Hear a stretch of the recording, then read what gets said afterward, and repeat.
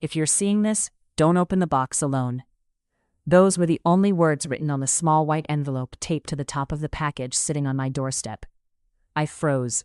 The handwriting belonged to my mother. I hadn't spoken to my parents in almost 4 years. 4 years earlier, they had chosen my older brother Daniel over me after he convinced them I had stolen money from our family's business. I begged them to listen. I cried, explained, and even showed them proof that the accounts had been changed after I left. But every word I spoke seemed invisible.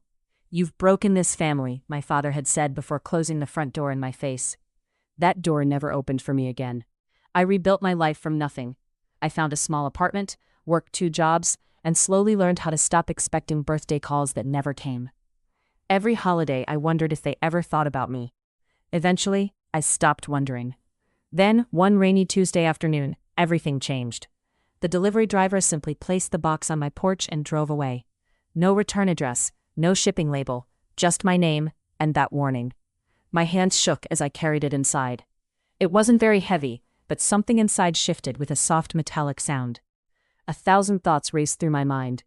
Was this an apology, a family heirloom, or another cruel reminder that I was never enough? I called my mother's phone out of instinct. Straight to voicemail. My father's number, disconnected. My brother's number, blocked me years ago. For several minutes, I just stared at the package sitting on my kitchen table. The room felt strangely quiet. Too quiet. Something deep inside me whispered that this wasn't a gift. It was a message. I carefully cut the tape.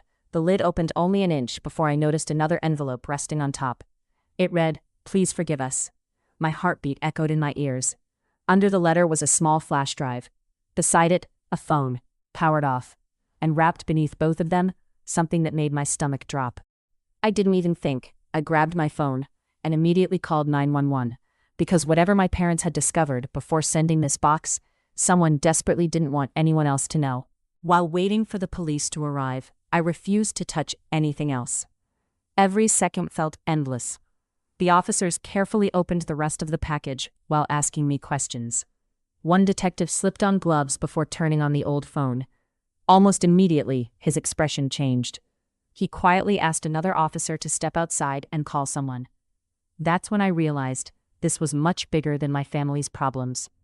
The flash drive contained dozens of documents, financial records, emails, voice recordings, security footage.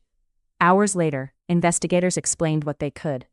Years ago, my brother Daniel had secretly taken control of several company accounts.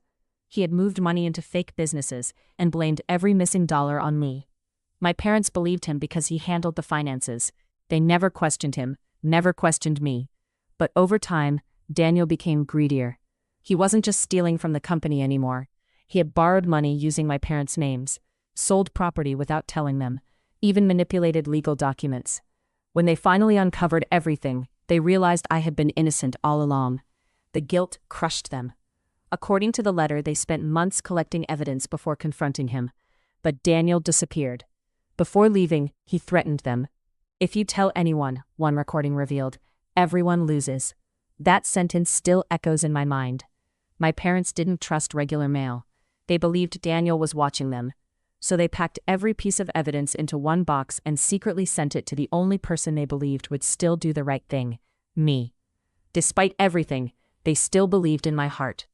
The detective later told me something I'll never forget. "Your parents probably knew they were being followed." Those words shattered me.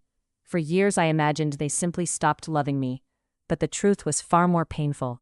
They had been trapped inside lies carefully built by someone they trusted most, my own brother. Days later, investigators located my parents at a small motel several towns away. They looked exhausted, older, broken.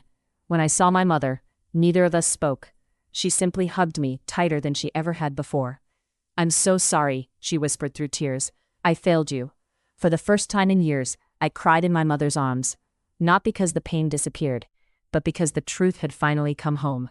The investigation continued for months.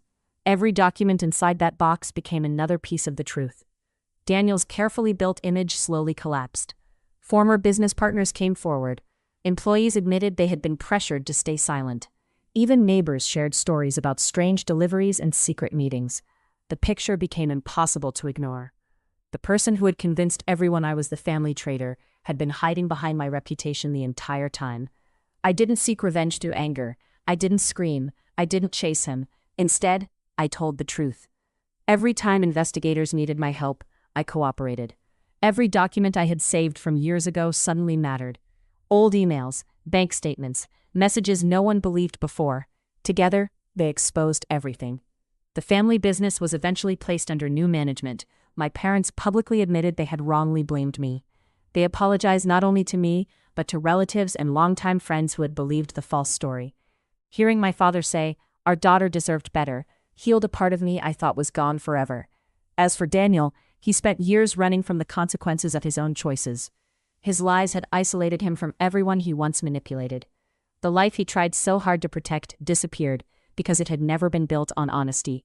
One evening, my parents and I sat together on my apartment balcony, watching the sunset. No one talked much. We didn't need to. Some wounds don't disappear overnight. But forgiveness isn't pretending nothing happened. It's choosing not to let yesterday steal tomorrow too. Sometimes people ask if I regret opening that box. My answer is always the same. No, because inside that package wasn't just evidence, it was the truth. It gave me back my name. It gave my parents the chance to admit their mistakes. And it reminded all of us that lies may survive for a while, but they rarely survive forever. If there's one lesson my story taught me, it's this. Never stop believing in the truth, even when no one else believes you. Trust can be broken, families can fall apart, and hearts can be shattered. But honesty has a way of finding the light. And when it finally does, the peace it brings is worth every painful step it took to get there.